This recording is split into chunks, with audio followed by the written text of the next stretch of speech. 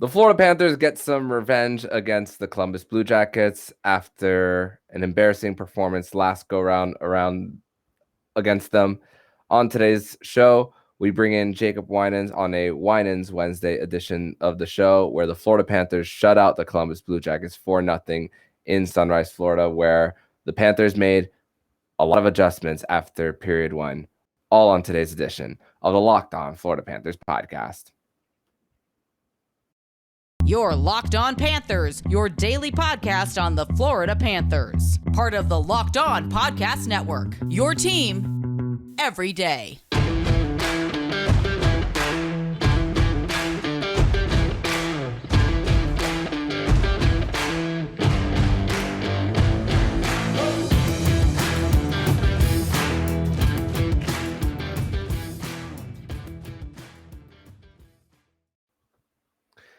And welcome into this Wednesday, December 14th edition of the Locked On Florida Panthers podcast, part of the Locked On Podcast Network, where it's your team every day.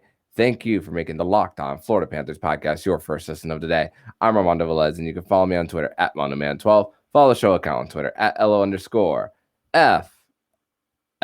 Panthers. Don't forget to also follow the other shows on the Locked On NHL Network, including Locked On AHL, Locked On Fantasy Hockey with Flip Livingstone and Steer Roden, and Locked On NHL Prospects. And thank you for everybody for also participating in the contest for 2 free tickets for the Florida Panthers versus New Jersey Devils game on December 21st. We will be announcing the winner in the third segment of today's show. So thank you all for participating. So, Cats fans, the Florida Panthers, you've heard a little bit of a rant from me on Monday, especially with Paul Maurice calling that second period timeout against the Seattle Kraken on Sunday about trying to fire up the boys. And then coming into this one, Carter Verhaeghe did not play. Radko Gudas at least was on the ice on Tuesday morning, but in a yellow non-contact jersey, indicating that he was not going to play, placed on injured reserve. Grigori Denisenko called back up. Anton Lundell still out. Spencer Knight still out, with Alex Lyon being with the team.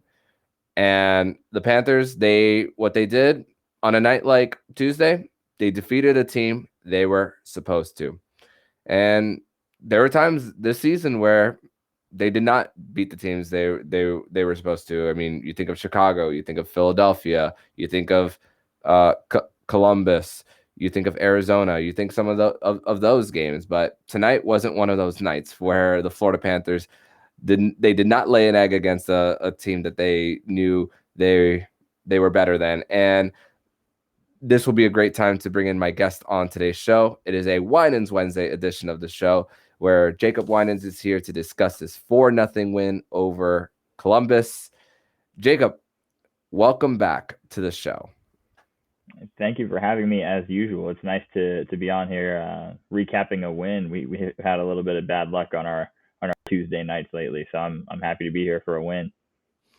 Yeah, and it's been up and down of a season. It's been, and first of all, even I'm just gonna get this off my chest right away. This 4-0 win against Columbus, I'm not gonna pretend that everything is sunshine and rainbows for the Panthers as far as this season. I believe that we're still gonna go through some downs later on in the season, but tonight we can be happy about this. We can be very pleased with the performance by the Cats in this one. I mean, and just think about what happened in the first period. I mean, the rushes galore for the Columbus Blue Jackets. I mean, Eric Branson cut through the Panthers D like within the first 2 minutes. I mean, Patrick Laine had multiple attempts as well. Johnny Gaudreau as well. I mean, but even we were starting to see signs of Norris caliber Aaron Ekblad. Even on that one of the rushes that Patrick Laine had on Aaron Ekblad one-on-one, even though Patrick Laine did have a shot on goal, Aaron Ekblad prevented letting Patrick Laine have a higher quality chance at the goal. as well. And then that continued on for the rest of the game. I mean, the stats won't show that. The stats will show 0 points for Aaron Ekblad, but what a game that he had tonight for the Panthers. Agreed. To be honest, when looking at the box score with Aaron Ekblad, I don't even care to look at the points right now. We all know Aaron Ekblad can produce points from the blue line. At times, we've been critical of him because that's all he does. That's all he has done from the blue line at points where he's just a power play producer, or he'll get a couple of points, but he's a defensive liability. So I wasn't really looking at the points for his performance tonight. It was everything else. Always in the right position. He was eating up all kinds of minutes. He was playing all situations. And what really stood out to me tonight was the physicality. He played with a level of physicality that we hadn't seen from him in a long, long time. But I know there were multiple occasions. There was one play where he absolutely threw Jack Roslovic out of the zone. Couldn't get the puck, so he took Jack Roslovic and shoved him a solid 5 to 6 feet over the blue line. Ended a zone opportunity there for the Blue Jackets. And then another play, the Panthers were pinned in their own zone for a little bit on the end boards, and he essentially took one arm and just chucked Gustav Nyquist it looked ridiculously easy, throwing a grown man across the ice. It was refreshing to see Ekblad show that level of physicality, and it seemed like I'm sure we'll get into this a little bit later, but it seemed like the tide kind of turned for the Panthers physically after the hit on Chris Tierney. I don't think anyone on the Panthers really liked that hit. Tierney has his head down, middle of the ice. There's really no reason to throw it. I mean, by the book, maybe it's clean. It was a borderline. The hit was up high towards his head, and then also he gets. Now this part of it is unintentional, but I believe it was Christensen who fell and also landed on the back of Tierney's head, pressing his face into the ice. That part was clearly unintentional, but the hit itself, probably not necessary. It injures Chris Tierney with what Coach Paul Maurice is saying is longer than a day-to-day situation.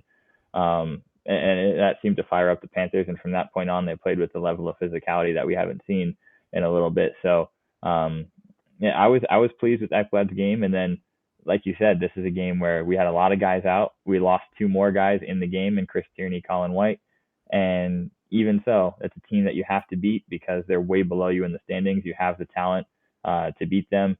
Bobrovsky did his job, and the Panthers really their star players carried them the whole way. All the goals were product of that top line, and the Panthers big guns led the way tonight, which is what you need to see against the lower end teams in the league. Your stars have to produce against those opponents.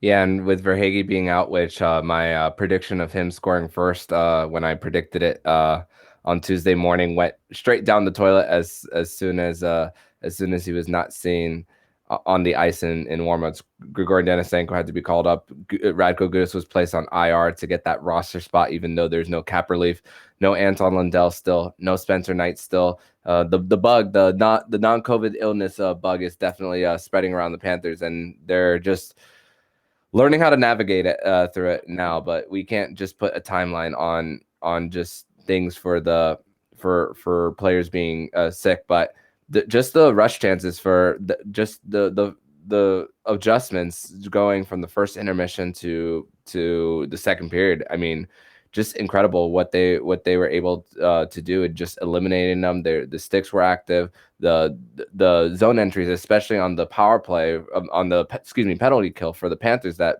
Tkachuk went to the box for a hold.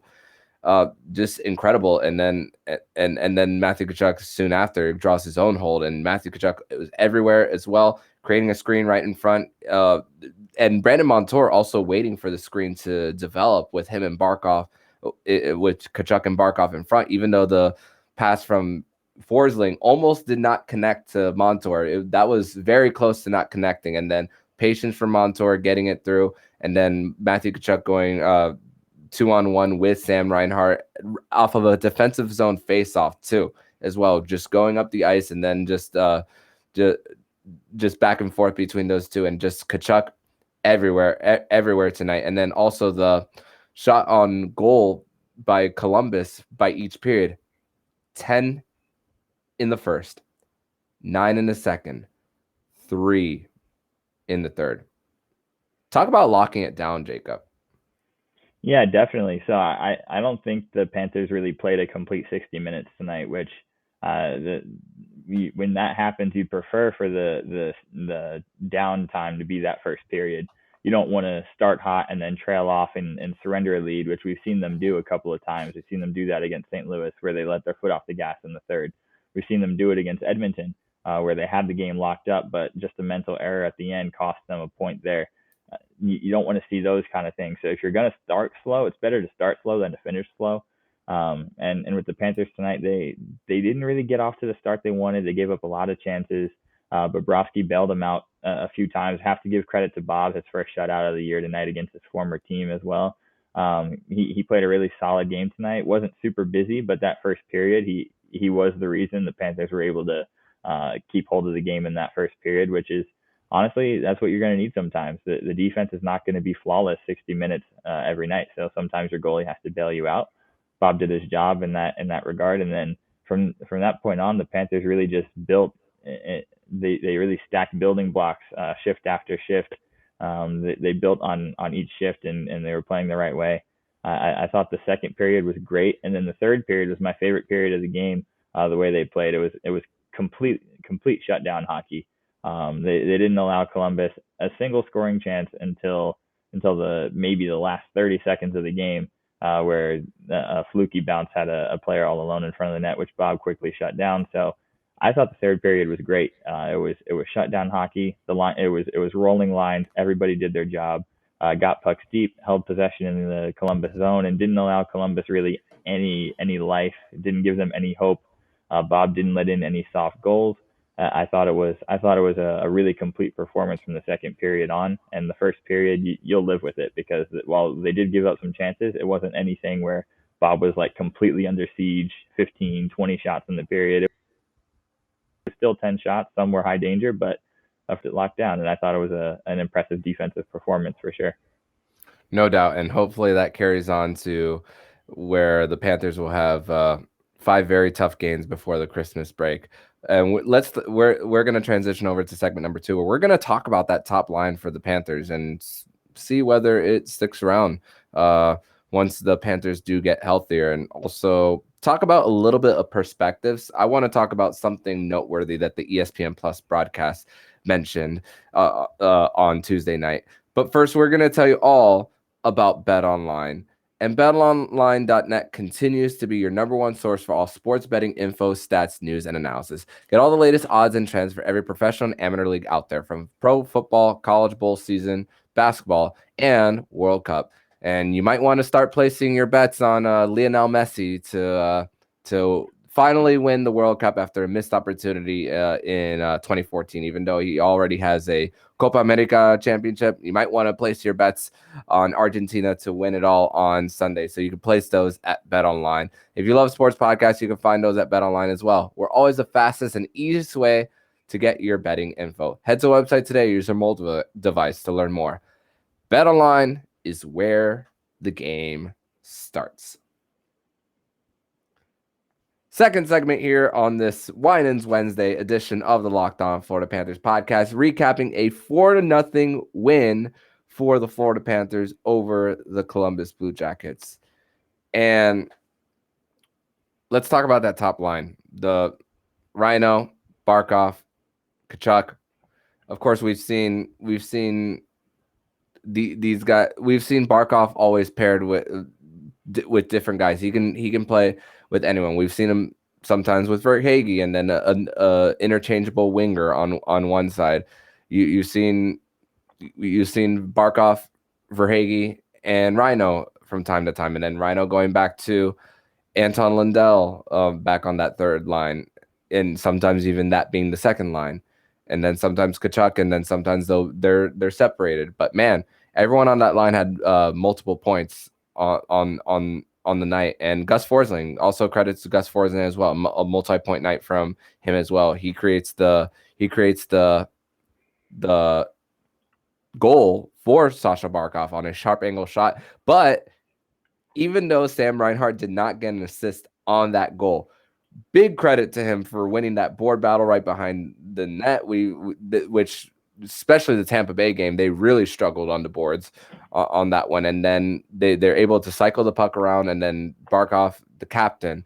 It's funny because the broadcast mentioned also about Barkov quote unquote showing up for the season, but 21 points in 23 games on the season. That's not bad. But of course we still have pretty high expectations for the captain. But I also want to discuss this point that the broadcast mentioned.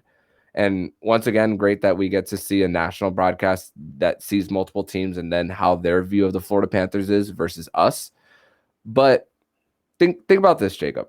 Last season, this is what the broadcast mentioned. Last season, when the Panthers would go up by 3 goals, they had the capability of going up by 6 and just letting things off the gas. So it allows for if there's 2 soft goals, no big deal. But even up 3 goals, man, we saw such a sense of urgency for this team.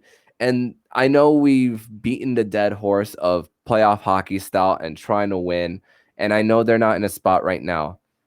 But seeing a game like this and seeing good habits for this, especially for the Panthers in their own zone.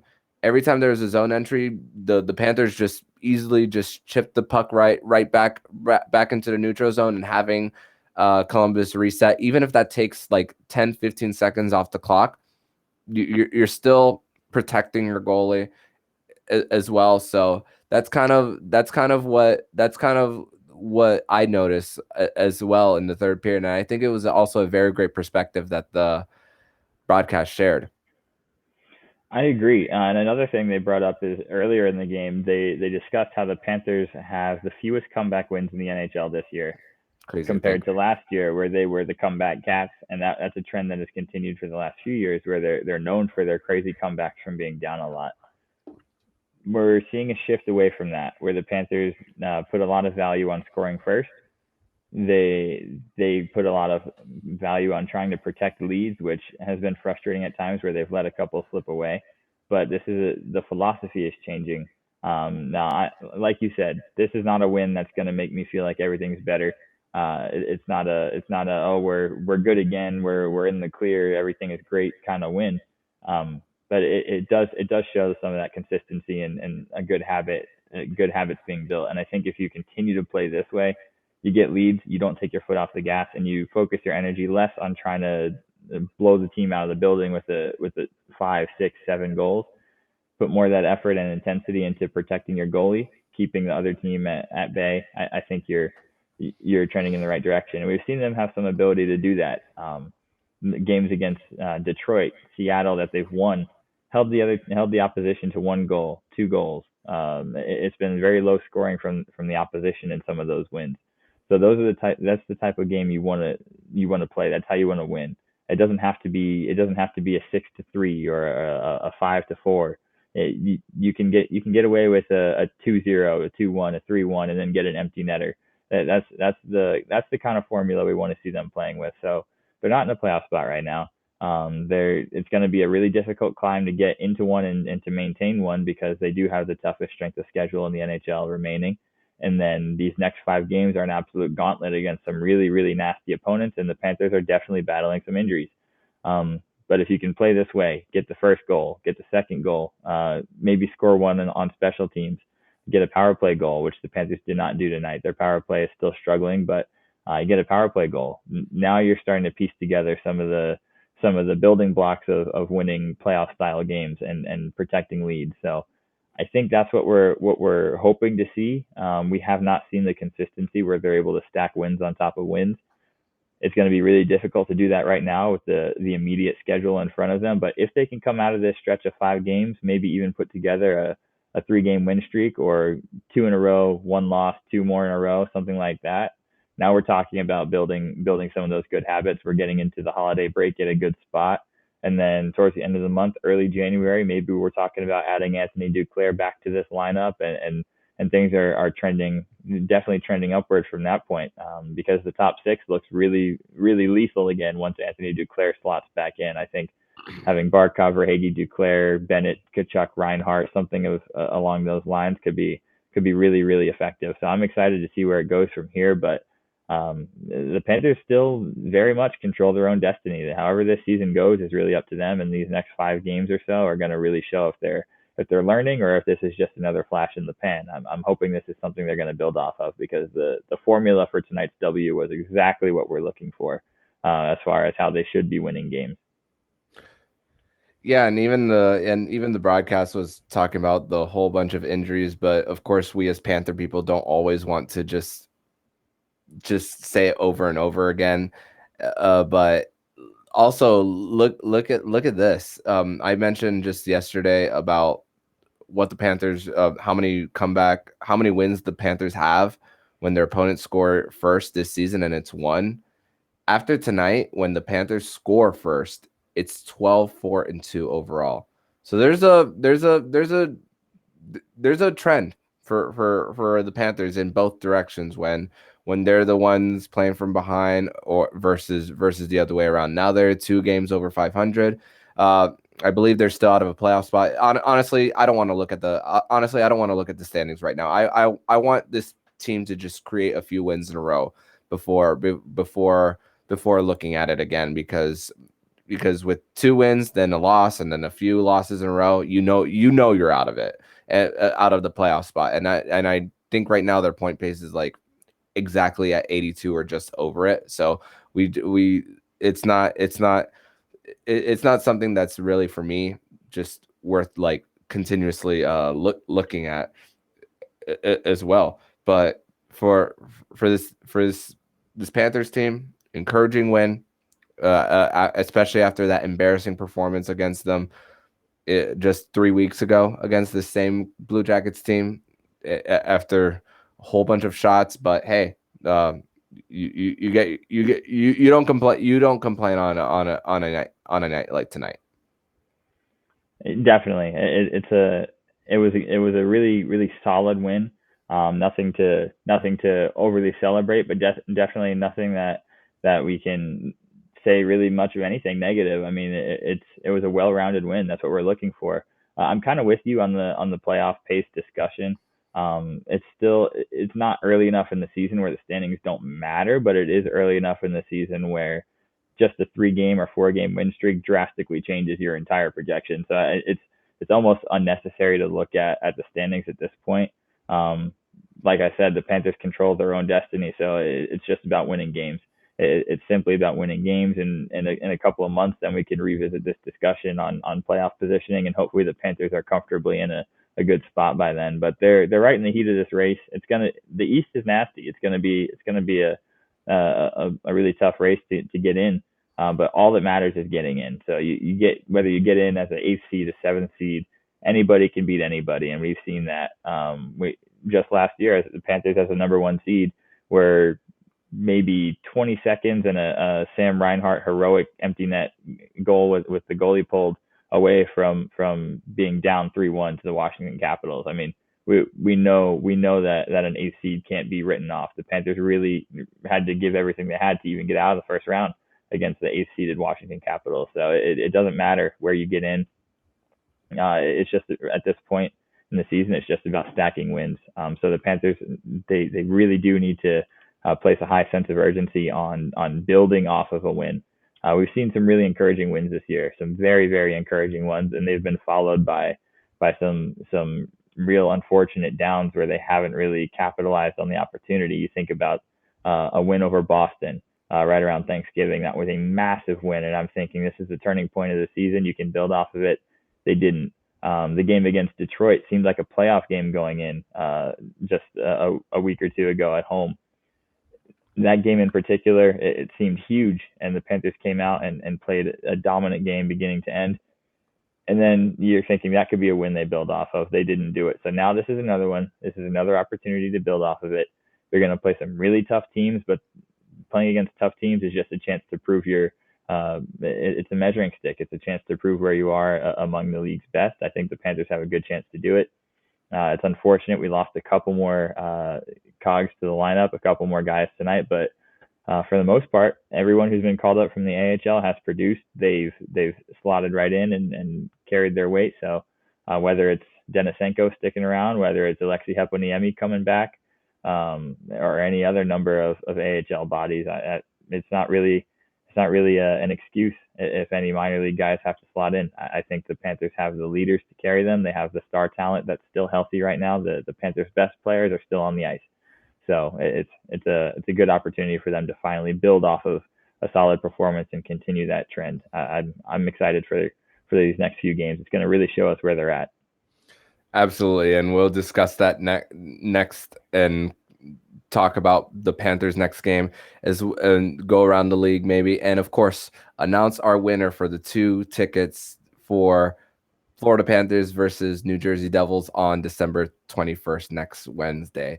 We're going to discuss that next here on the Locked On Florida Panthers podcast. Your Locked On Panthers, your daily podcast on the Florida Panthers. Part of the Locked On Podcast Network. Your team every day.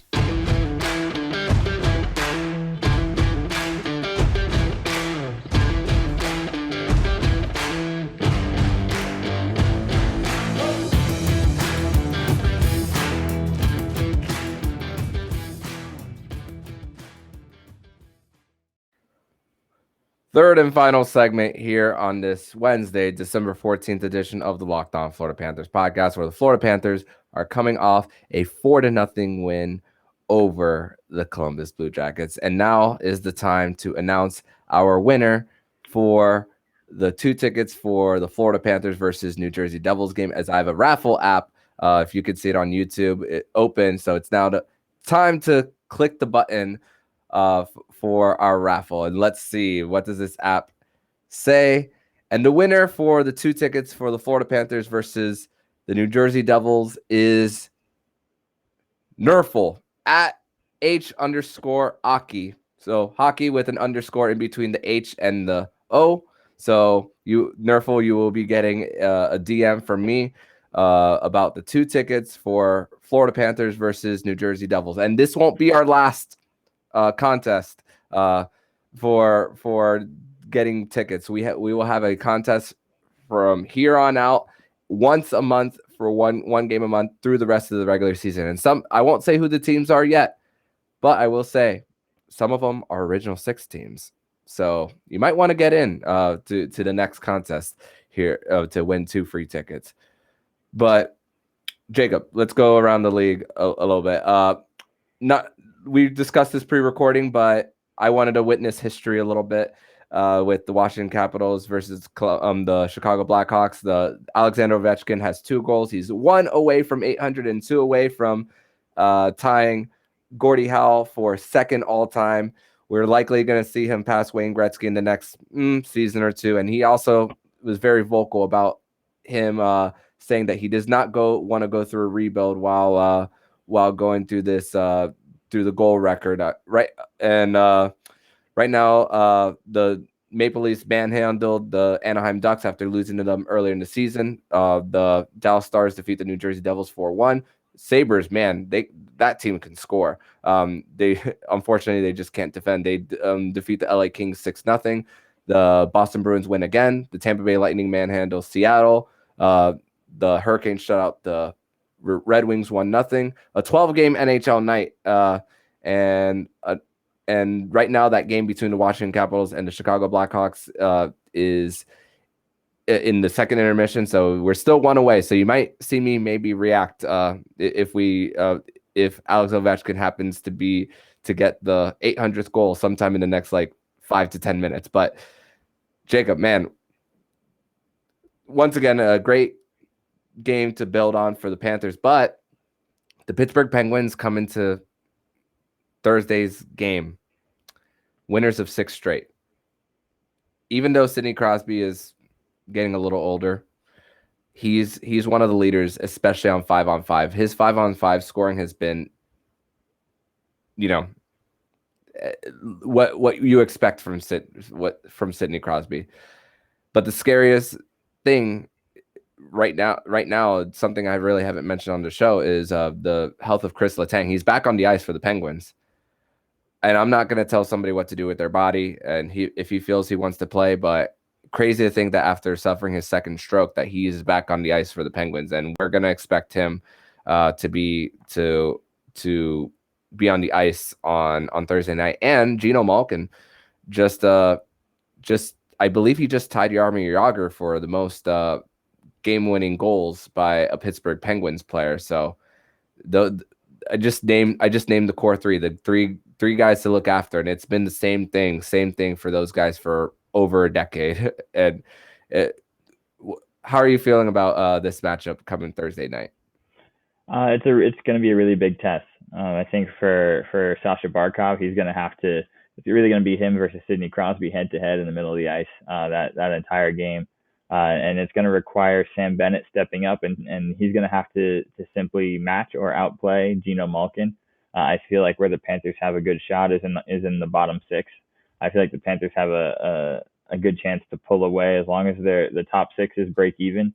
I feel like the Panthers' bottom six, if it includes Anton Lundell, if it includes Eetu Luostarinen, and some of those guys are healthy and on the ice, I feel like the Panthers' bottom six can really create some separation. But the top six, it's really just going to be. This is another game where it's going to be the battle of the superstars, whose leaders are going to come out on top.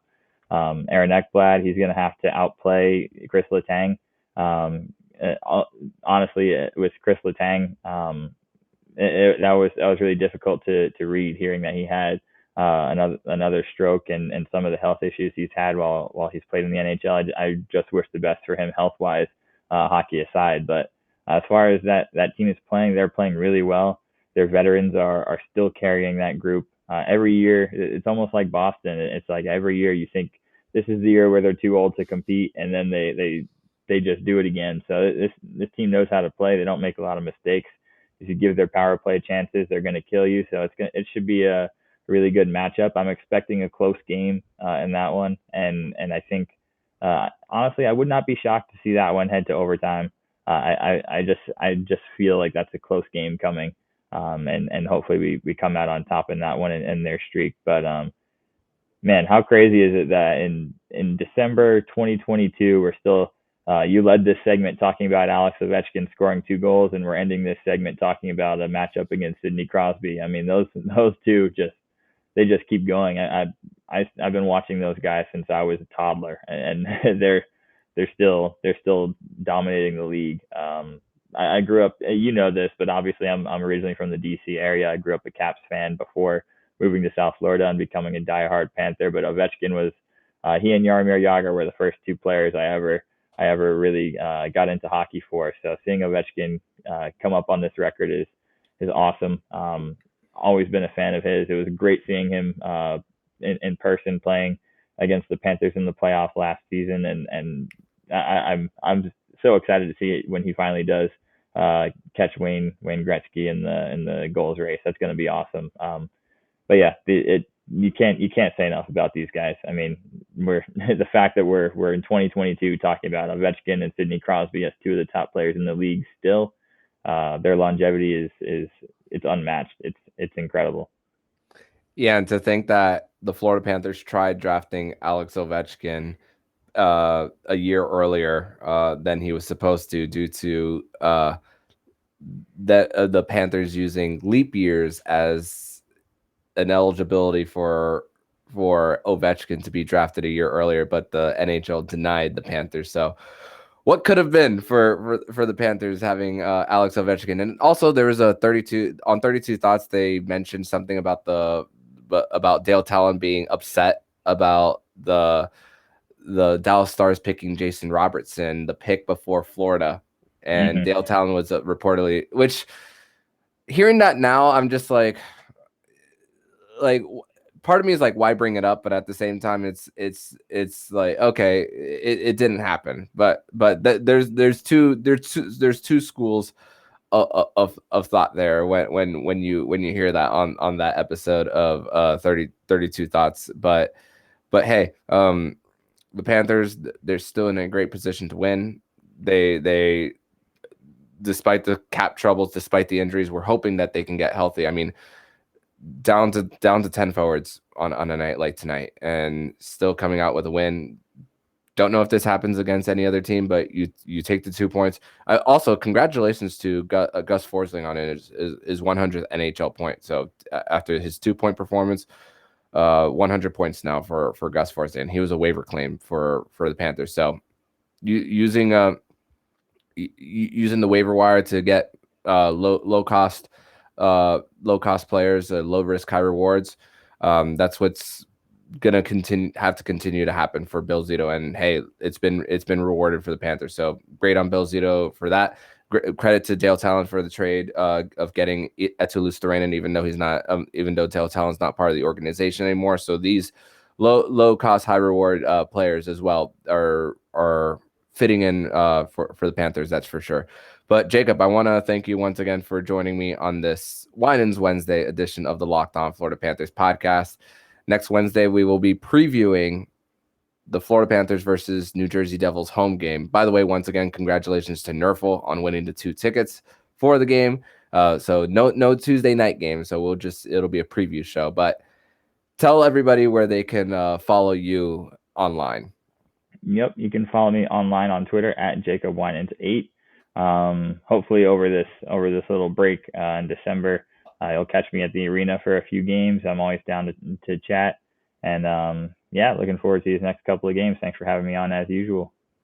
Absolutely, man. Thank you so much, and see you next Wednesday. And if you like what you're hearing, please subscribe to the podcast to be notified every single time the Locked On Florida Panthers podcast jumps into your podcast feed. Make sure to subscribe to the other shows on the Locked On AHL network, including Locked On AHL, Locked On Fantasy Hockey with Flip Livingstone and Steel Roden, and Locked On NHL Prospects. Thank you for making the Locked On Florida Panthers podcast your first listen of the day. And for your second listen of the day, make sure to listen to today's episode of Locked On Sports Today. Locked On Sports Today gives you a 20-minute or less podcast on the entirety of the sports scene. Locked On Sports Today will bring exclusive interviews and provide the take of the day. Locked On Sports Today, available on the Odyssey app, YouTube, or wherever you get your podcast.